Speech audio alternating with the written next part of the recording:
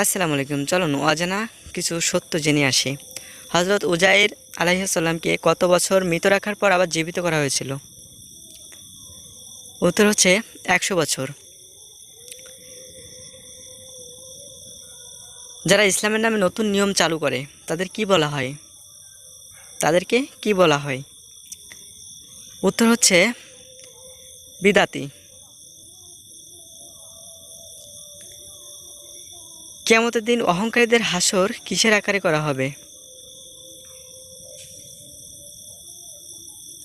উত্তর হচ্ছে পিঁপড়ের আকারে।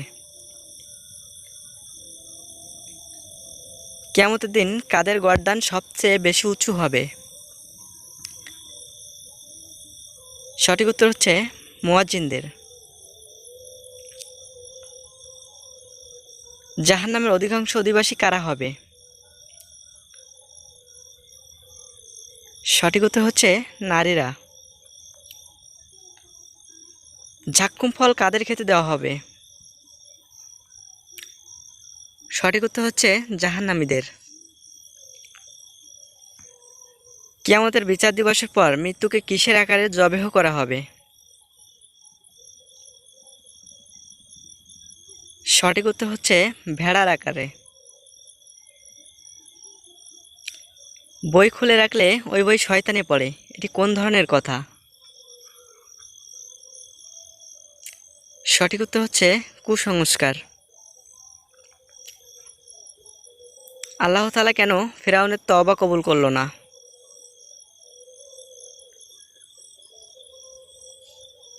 কারণ মৃত্যুর সময় তওবা করেছিল বলে। পবিত্র কুরআন মাজিদে সবচেয়ে বেশি কোন নবীর নাম উল্লেখ রয়েছে?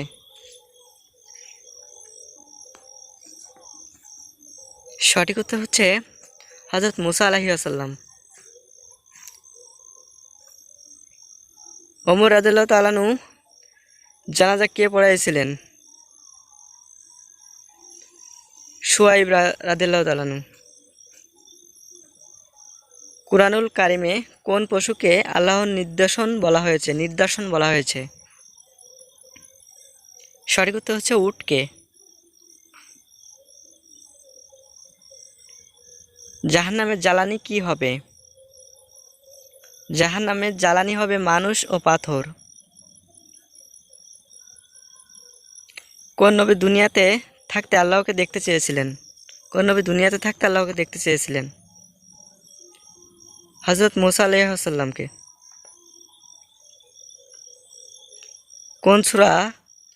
কোন সূরাকে আল কুরআনের চূড়া বলা হয়? সূরা আল বাকারা। কোরআনের মোট আয়াত সংখ্যা কতটি? কোরআনের মোট আয়াত সংখ্যা কতটি? সঠিক উত্তর হচ্ছে ৬,২৩৬টি। লোক নিয়ে এসে লাশের পাশে কোরআন পড়ানোকে কি বলে? লোক নিয়ে এসে লাশের পাশে কোরআন পড়ানো হলো বিদআত।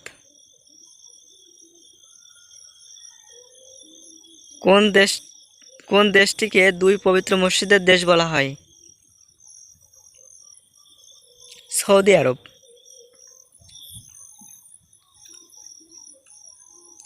সকলকে অসংখ্য ধন্যবাদ ভিডিওটি দেখার জন্য।